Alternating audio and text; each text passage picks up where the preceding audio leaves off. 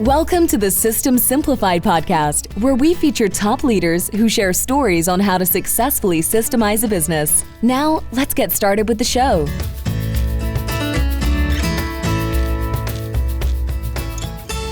Hello, Rick Klevit here, the host of the System Simplified podcast, where I feature top founders, entrepreneurs, and thought leaders about systematizing a business. And today's episode is being brought to you by Business Success Consulting Group, where we create, document, improve, and implement processes and procedures so businesses can grow and thrive. And today's guest is Dominic Caminata. Hi, Dom. How's it going, Adi? Good. How are you doing? Fantastic, as always. Awesome. And I am so excited to have you as a guest on this podcast. So, Dom, you are the founder, the CEO and the founder of Grosso University. And basically, since 2019, you quickly became the industry-leading sales trainer, leadership coach, and motivational speaker. So that's very exciting. And I would love for you to tell more to our listeners about Grosso University and about your own journey of how you became to be the CEO and founder of it. No, I appreciate it. I just want to say, I really love our partnership. And those of you watching this that are Grosso University, definitely get with Business Success Consulting Group and get those processes and systems in place. And of course, I just want to thank you for having me as a guest on your System Simplified podcast, because that's really what we're all about, is helping companies build and establish the rock solid foundation for scalability. And absolutely. That was really the name of the game. So my background in the industry, it actually started in 2010. And I started as an outside salesperson for a company called Mad City Windows and Baths. And when I first entered the industry in 2010, I had no sales background, no sales experience. I had just graduated from college. I went to a business school here in Wisconsin called UW-Whitewater. And when I graduated from college, I had no idea even what I wanted to do, which is apparently very common for college grads, not really knowing how they're going to apply their degree. My degree was heavily focused on entrepreneurship, which can go really in any direction. But before I went to college, I had a lot of background in construction. My father owned a demolition company. I have done, building houses, roofing houses, concrete and masonry work, and of course, many years of demolition. So I had a really good background understanding of construction. So it was actually my mom that suggested when I graduated, I look for a job to be an estimator for a construction company. So that's what I was researching. I was going on Craigslist, going on Google. I was researching jobs where you can be an estimator in construction. And somehow, by fate, as it seems, I was on Craigslist and I saw this ad. It said a rare opportunity. And I opened the ad, and in the ad, it talked about making over $100,000 your first year. So immediately my eyes are wide open. I'm like, wow. And when you graduate from college, you don't have two pennies to rub together. $100,000 seemed like $1 million to me, right? And then it shows that you're demonstrating, giving presentations on windows and baths. And that's one thing I discovered about myself in college, is I actually was really good anytime I was given presentations. I'm not really good at taking tests or quizzes per se, but anytime I was getting up in front of people and speaking, I always thrived. So I'm like, I can give presentations. I have a background in construction, and it looks like you don't have to generate your own leads, preset appointments. You can make over $100,000 a year. I'm like, I'm definitely going to apply for this, see what it's all about. So thankfully, I applied. I got a phone call right away, and it was with this amazing gal named Leanna. She was absolutely incredible on the phone. Immediately got me hooked. And I got an interview scheduled, and it was with Nathan Richmond, who was the sales manager there at the time.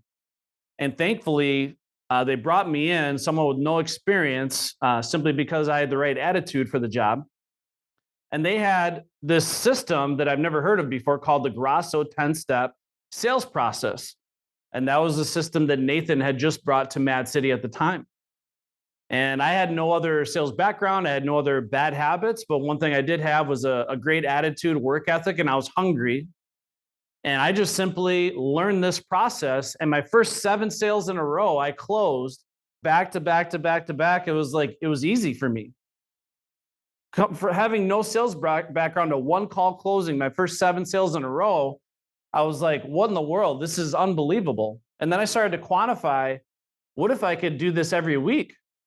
What if I could replicate that all month long? What if I could do this all year? And I started tallying up how much money I could make. And immediately I was hooked. It became a borderline obsession. I'm like, I can literally make greater than doctor level income going through a couple week of sales training. I don't have all the student loans and stuff and debt, of course, attached to it. And really that obsession carries on to this day. And in terms of me taking over Rick Grosso's legacy, this is what I want to talk about is Rick Grosso was the guy that created the Grosso 10-step sales process, an industry legend. He has made such a phenomenal legacy in this industry, training thousands of salespeople, influencing hundreds of companies. He was the guy that wrote the 10-step system. In my first year at Mad City, I was grateful to be the top salesperson in the company, Salesman of the Year. And when I got recognized as the top salesperson, and this was back in 2010, Mad City put together an awards ceremony where they recognized sales performance from the previous year. And they had a special guest, Rick Grosso himself, the guy I'd been listening to, the guy I'd been reading his sales methodology, his books.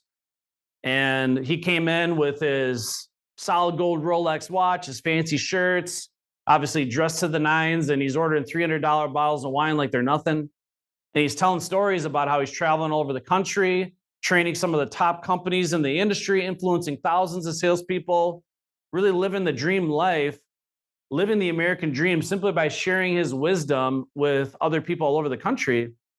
And for one reason or the other, at that very moment, I made up my mind that I didn't just want to master the Grosso system. I wanted to be him. I wanted to be Rick Grosso. And this is going back in 2011. And I used that as my burning desire, the fuel to pursue this dream of becoming the most proficient at the Grosso system of anyone, even better than Rick Grosso. That was my goal. And having the proven case study that I could point to. So if and when Rick Grosso wanted to retire and step back, I would have the opportunity to take over his legacy. And I used that as my fuel literally for years and years and years as I became the top salesperson in my company, multi-million-dollar producer. Then I was able to have the opportunity to be the sales leader, and that was in 2012. And the second I became the sales coach and sales leader for my team, I realized immediately that I had a natural gift and a genuine passion for coaching, training, and mentoring salespeople. And I knew that this was my opportunity to prove to the world that I could take this Grosso system and build the highest performing sales team in the world. And essentially between 2012 and 2019, that 7-year time frame, I took my sales team from 8 million to doing over 100 million a year. And I had 55 salespeople that were cumulatively closing at over 50%. Amazing. And my goal was simple. I wanted to provide my sales team with such a relentless amount of support, such a relentless amount of training and tools, establish that foundation to be so strong where they literally had to go out of their way and be creative to screw it up. Where they literally had to like intentionally make mistakes because the sales training, the sales system, and the tools that were provided to them were so powerful that it made their job easy. Amazing. And then what happens? Okay, so 2019 rolls along, and then what happens? Yeah, so I got this email from Rick Grosso. He was announcing that he was having his last ever sales training event. And this was in 2019.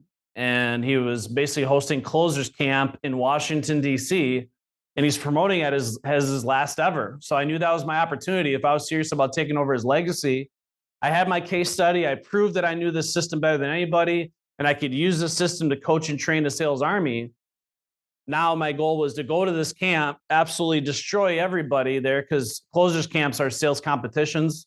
So basically whoever participates the most, knows the system better than anybody, and is the most positive and determined wins the closers camp. So I knew I had to win the camp, the last ever closers camp, and then somehow get in front of Rick Grosso to tell him that I'm taking over his legacy, right? And there's a lot of people in line to do this, of course. So I flew to Washington, D.C., participated in his last ever closers camp. And afterwards, I was able to convince him to go out to dinner with me to celebrate being the last ever closers camp champion.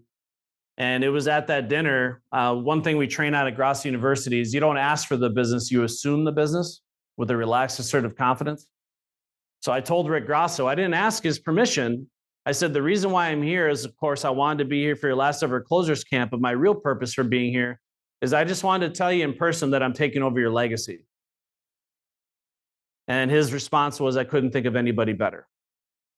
So that conversation happened in 2019. Then, of course, after working out the fine details of how we're going to make this work, we founded Grosso University shortly thereafter.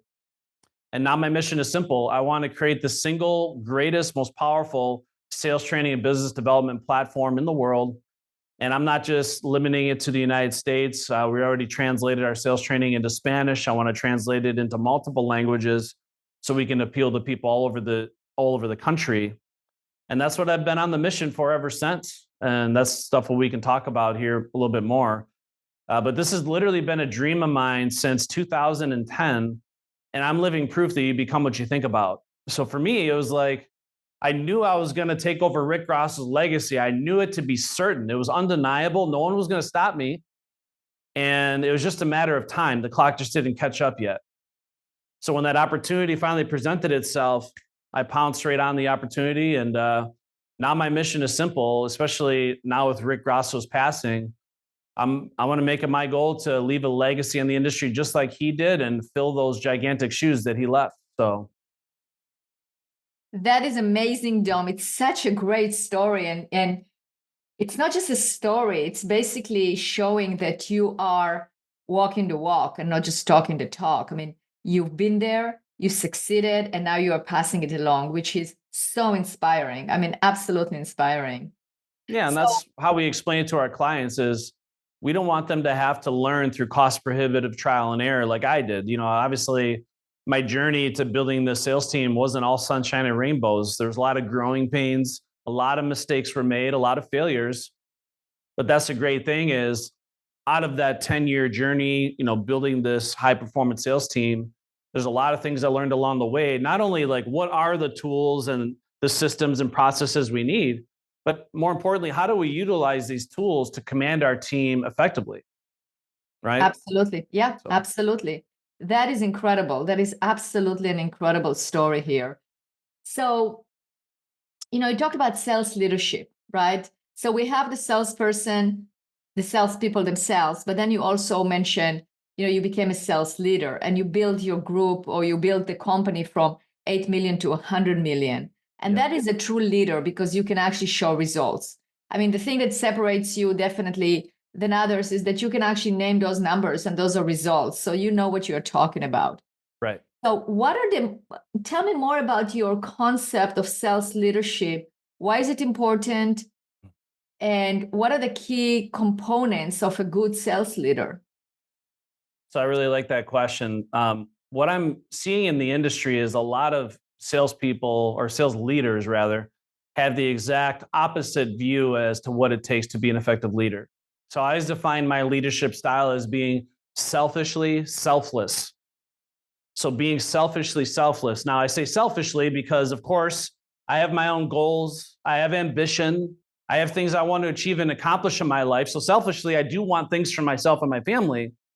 But I also know common sense tells me in order to get those things, I'd be foolish not to pour my heart and soul into the growth and development and nurturing of my salespeople first and foremost, and putting their needs, wants, desires, and success ahead of my own, because my success will be an inevitable byproduct of theirs. I think it was Zig Ziglar once said, if you want to get what you want in life, just help enough other people get what they want. And that's essentially what you're doing as a leader. You're empowering them to achieve and realize their goals and success in life. And then behind the scenes, your success will be an inevitable byproduct of that.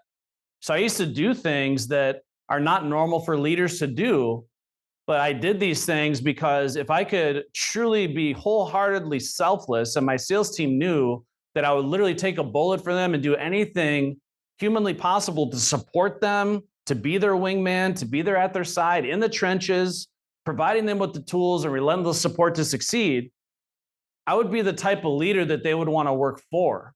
Now it's to the point where they want to perform. They don't want to let me down. A lot of people resent their leader. they don't like them. Some people even hate their leader. You know, what are those parking lot meetings like? So when they're getting around the parking lot talking about you as their sales leader, what does that look like? So let me give you an example of some of the things I would do. So I think one of the most important elements of any leader is the ability to lead by example. And this is one of the things that I was amazing at because, again, I knew the system forwards and backwards. I believed in the system wholeheartedly. And I had such a genuine passion for the process, system simplified, right? That's right. That at any point in time, one of my best strategies was I would take a salesperson with me, especially somebody that maybe was skeptical of the system, or maybe they thought they had a better way of doing it. I'm like, here's what I want you to do. I want you to ride along with me in the house, record me on your phone if you want, record the audio of the conversation. But I want you to pay attention to how easy the close is when you front load the process correctly. So naturally, I'd be on my A game, of course, going through the process. And I was so systematic, it was almost like the prospect was role playing with me. And then they would see that the close becomes the natural conclusion when you deliver that masterful presentation properly. And then I would go out to the car and it'd be, you know, like a $1,500 to $2,000 commission. I'd be like, first question I have for you is, what did you learn? And they would talk about, you know, what they took away from the conversation, what they learned. Now, after seeing the process work, what is your belief right now in the system and how it can benefit you in your sales career? And the salesperson would be like, wow, I mean, I couldn't believe how easy that close was. You know, normally I'm having to strong arm people into a decision. They pretty much just laid down for you. It was easy. I'm like, that's the way it's supposed to be, right? Nobody. And that's the thing. You don't want to strong arm people. That doesn't work. You know, it just doesn't work. Yeah. That's why we say it creates antagonism, you know, and that's where it's like the salespeople get a bad name, but it's really not. You know, it's really very, very, you know, it's, yeah, you know. That's why I say high pressure sales is lack of technique. Doesn't matter if you're following a 1-call close, 2-call close, 20-call close. If you're a high pressure salesperson, you're trying to force somebody to do something they don't want to do. Nobody wants to do that. No. So we want this homeowner and these prospects to have high levels of want, need, and desire for the products and services we're there to sell. The only objection you should have left on the table, if you've done it properly, is fitting it into their budget, making it affordable. That's it. And I say not even price. I'm talking affordability, right? Making it fit within a monthly investment or a comfortable budget plan that works for them. Right, because you find a solution. You find a solution for them. That's absolutely correct. You know, I love that example on leading by example. The example you gave and that particular point of leading by example. What would be other points that are important as a leader? Yeah, I just wanted to kind of wrap that story up. Some of the things that I would do just to command loyalty. So after they get done telling me what they learned and they believe in the system, I said, here's what I'm going to do. I made about $1,500 commission on that sale. I'm going to call the marketing department. And I'm going to tell them that's your sale. You're going to get the volume and the commission that goes along with it. Because I understand right now, the most important thing you need is momentum. Okay. So I'm going to give you the sale and the commission that goes with it. The only thing I ask you in return is you continue to build upon that sale and make it your personal goal to be a top performer in this company, to lead by example and be that salesperson that everyone looks up to. Can you do that for me? That's all I ask. Wow. And then they're like, holy moly, I've never had a manager treat me this way. I've never had a manager give me their commission. Not that we want to enable people that aren't deserving of it. Sure. But certainly if this salesperson is truly working hard, if I know I got them committed, now they believe in it, now they're willing to execute and put it to work for them, giving them that sale. I literally had salespeople that 5-6 years later couldn't stop talking about it. They're like, I still can't believe what you did for me. And it literally changed my career. It changed my life. And the opposite, and this is where I'm talking about the problem with leaders, is I hear of sales leaders that go on ride-alongs with salespeople and they chime in once or twice, or they help the salesperson close the sale. And because they intervene, now they're taking the commission from their salesperson. How do you expect to motivate a salesperson or command loyalty from your team if you're taking their money? Absolutely. So that's why I say a lot of leaders have the exact opposite mindset of what they should do to command their team. So that's one big thing, is you got to be selfless in nature. Another thing that I wanted to bring up in terms of effective leadership is figuring out a positive, uplifting approach to everything that you do. even negative things, even disciplinary things. Figure out a way to do it in a positive way. And I found out the easiest way to pull this off is to have a positive approach to everything you do. Is my favorite word in my favorite word in leadership, clarity. So I find that a lot of companies and organizations, and this is right up your alley, they're not super clear on what exactly the benchmark of performance is. They're not super clear on what exactly the sales rep's responsibilities are. They're not super clear on communication expectations, lead handling etiquette, how they're going to get written up and terminated. What does that process look like? How are they going to be graded day in and day out on their performance? So this is what I spend a lot of time working on with sales leaders and clients, is putting together a foundation of policies, procedures, the governing documents and guidelines for how they're going to grade, benchmark, and command their sales team. Absolutely. This is what I love about our partnership, right? That's right. And just to explain to our listeners, so basically, we're now strategic partners with Grosso University, which we are very excited about. And we're on your website. We're going to do webinars together because it's definitely needed. I mean, you can have, as you said, it's like the high pressure sales is because lack of technique, but it applies to anything. It's lack of technique creates all these unusual solutions. And those techniques, as you're saying, have to be documented. They have to be well known. And you're absolutely right. Once there is clarity, then you can also measure the success and the performance. Yep. Yeah, I actually created a definition of leadership. And to me, leadership is very similar to sales. Because at Grosso University, we define a salesperson as an agent of influence who can influence other people in the direction which they want them to go. So that's what a salesperson is. Now, I think as a sales leader, aren't we trying to do the same thing? Mm-hmm. We're trying to influence my team in the direction in which we want them to go. So I modified a little bit, but I define a sales leader as an inspirational agent of influence that can navigate their team to a clearly defined destination. So that's my definition of leadership. So what that means is I navigate, I chart the course, and I make sure I have absolute clarity on where we're going, but take your hands off the steering wheel. And I want to give you a classic example of what I mean by this. Please. I get a lot of these sales leaders where, their salespeople will call them from the house, right? They'll call on a higher authority close or call to get some assistance. And what they do is the sales leader gets on the phone with the prospect and they close the sale for the salesperson. Now, I'm not against helping a salesperson in the field or being there to field questions. But my opinion on this matter is a sales leader should never be closing the sale for the salesperson. And even worse, a sales leader should not be bragging about the fact that they're closing sales for their salespeople. That's nothing to be proud of, because that means you have your hand on the steering wheel. You're navigating and driving the ship. And here's why this is important, right? So what happens to that sales team's performance when they're used to calling that sales leader, close the sale for them, and that sales leader goes on vacation for a week? All of a sudden sales plummet, right?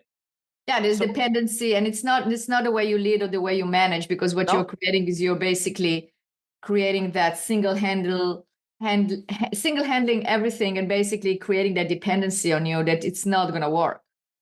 Yeah, so to be a successful leader, and this is my definition, is I need to empower my sales team to close it themselves. So I'm effective as a leader when my salespeople have the training and skills and tools where they can do it on their own accord.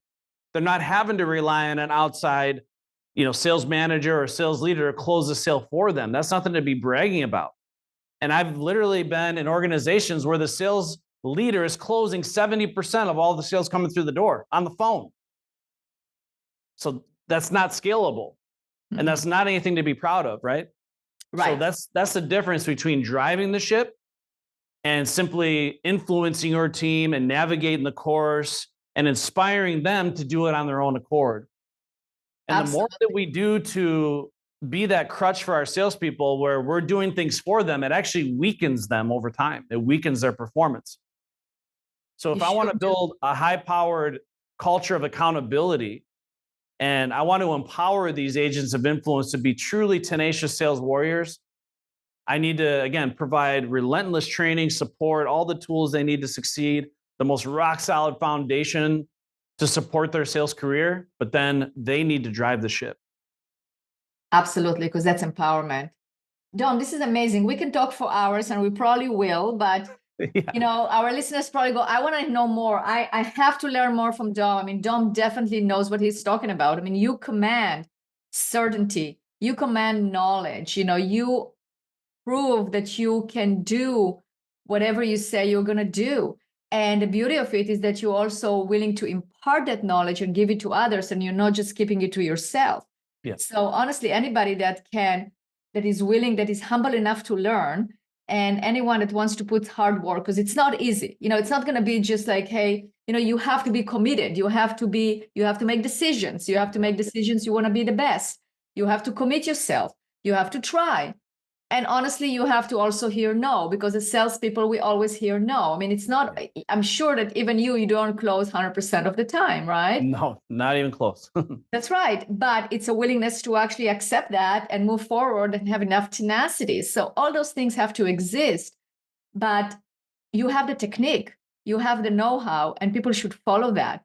So tell us more, tell the listeners, what are the best ways to get a hold of you, and what are the upcoming seminars and workshops, and how can they be involved with Grosso University? So I appreciate that. And again, I'm really grateful to be on your podcast here. I want to thank you once again. So we actually have a phone number. It's called 888-GROSSO-U. That's the letter U, 888-GROSSO-U. That's a phone number that people can call. Of course, they can go on our website, which is www.grossouniversity.com. And we have 2 events per year. So we have an event that's tailored for owners and executives. It's called our Agogi Growth and Profitability Summit. And a lot of people ask me, what's with this name Agogi? Where does that come from? It's actually our marketing director at Grosso University that came up with the term. Because everything at Grosso University, if you see our logo, it's a Spartan Warrior helmet. Because we want salespeople not just to be a salesperson, we want them to treat it like a true profession. Like in the movie 300, he's like, Spartans, what is your profession? So we want salespeople to treat this as a true profession. That's what we provide, that high-level professional training. But the Agogi was the Spartan education system that the warriors were literally raised in from the moment they were like 5 years old walking to the moment they were 30. And that's what really created the most well-known warriors in history. So it kind of is to pay tribute to that Spartan warrior theme. But the Agogi Growth and Profitability Summit is basically providing educational content from phone call to install, everything in between, everything you would need to grow a successful and profitable business, leveraging the latest and greatest technology and proven processes. And this, again, you guys will obviously be there. Yeah, we will be there. Absolutely. So I want to invite all of our listeners, go to Grosso University, sign up. We're going to be there. It's going to be in Florida, Amelia Island. And, this is also an evergreen content here. So we are talking about specifically this year, but every year is somewhere else. Yep. You do it every year in about the winter time, Q4. And definitely I invite all of you. So whenever you listen to it, go to Grosso University, find out where it is at. We're going to be there as proud partners with a booth, with showing what we do and looking forward to it. And then, of course, you have the Closer Summit as well in Q1, usually. Yeah, there's one thing I wanted to talk about, and this actually goes back to leadership, okay? So I occasionally get companies that want to hire us because they want our sales training process, right? They want to take our sales training process and kind of just throw it at their team and see what happens. And I push back against that because my opinion is, first and foremost, before you introduce any sales methodology to your team, whoever's leading that team, first and foremost, needs to learn it, know it, and master it. So we actually have a program called the 60-Day Challenge, and this is something we can offer up to anybody watching this. And essentially, it's an opportunity for you to go through our world-class training for free. So we invite any sales leader and one salesperson, so 2 people can go through it together. Every single month, it's the second Monday of every month, we have what's called our Sales Academy Masterclass. And it's the beginning of a 2-week comprehensive sales training program where you're going through our whole methodology. You get tested and certified as a Grosso Sales Warrior. And then we give you 60-day trial access to our online training platform. And if you're happy with the results, you can continue subscribing. You can put more people in the training, whatever you want to do. If for any reason you're not thrilled to death with the results, the training's free. It didn't cost you 1 penny. And the reason why we structure it this way is because before we waste anybody's time trying to shove a new sales process down the veterans' throats, people that have maybe been doing this for a while, we need to make sure that whoever's the owner of the company or whoever's overseeing that sales team knows the playbook, they love it, they believe in it, and now you're better equipped to introduce this to your team. And that's the point I wanted to make is any sales leader should know the sales process better than anyone on their team, where they can do it forwards and backwards, and that's how you can lead by example. So I just wanted to offer that up to all the listeners on the Simplified podcast. That's great. I love it. First of all, thank you. That's so generous. And that just shows that, again, the certainty in the methodology. Nobody will offer it if they didn't know that they can actually get results. Exactly. And honestly, if it's not for somebody, it's fine. It's better for them not to be part of the group because it's not for them. And it's okay. It's not for everyone. Yeah. And I agree with you that the sales leader and also the owner should be part of this journey because they have to understand the system. They cannot just go, oh, here's a new system, go use it. They have to own it. They have to believe in it. They have to see that it works because they have to also lead by example. So I completely agree. Yeah, imagine trying to coach a team. You have no idea what the playbook is, right? It's like, exactly. So if I'm going to be an effective coach, let's first learn the plays and better, let's learn how to explain these plays to my team so they can execute. So that's what it's all about. And, it also applies to us when we write processes and procedures. So the way that we do it, let's say we'll write a processes and procedures for the install department. And we're working with the install manager and anybody else in that department. But then sometimes the owner doesn't even look at the playbook. So what happens is that we're trying, let's say, then it's trying to be enforced, but because the owner didn't see it, so they can come down with cross orders or with different procedures that not what is agreed upon, or a new plan that is not, just there is no alignment. So that's why when we engage with clients, we make the owner, the CEO, the founder actually read those procedures, because if it's not going to be successful, and there is no point in doing it because it's just going to be a bunch of writing that nobody applies. So when we roll it out and it's followed by all, it's really the mindset of the owner. And that's very, very important. So I completely agree with you. 100%. Yeah. No, great stuff. No, we definitely appreciate it. And again, congrats to all your success. And we're really honored to have you as a partner at Grosso University, and can't wait to see what we build together. Absolutely. Me too. Well, thank you again, Don, for being a guest on this podcast. And thank you. Yeah. And thank you to the listeners for listening. I'm sure you learned a lot. And we'll see you next time. Thank you.